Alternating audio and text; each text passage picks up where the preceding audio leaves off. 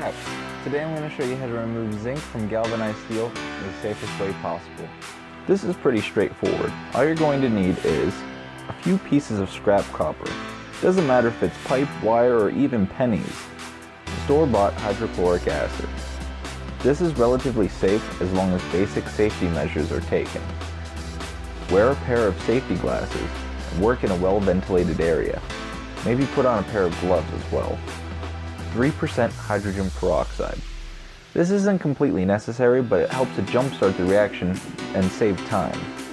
Alright, now we will add about 100 milliliters of hydrochloric acid to a beaker, followed by about 50 milliliters of our 3% hydrogen peroxide. After we've let our copper dissolve for a while, you'll see the solution has turned a vivid green color, reminiscent of an evil witch's brew, or Mountain Dew. We're almost done. Either pour your solution over the steel bar or submerge it.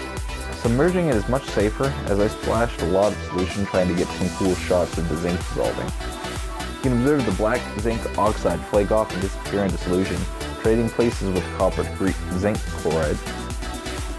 Since we use an excess of hydrochloric acid, the copper is immediately redissolved into copper chloride. This is how we get the bare steel left behind. Thank you guys very much for watching. I hope to hear your feedback in the comments. Happy sciencing, and have a great day.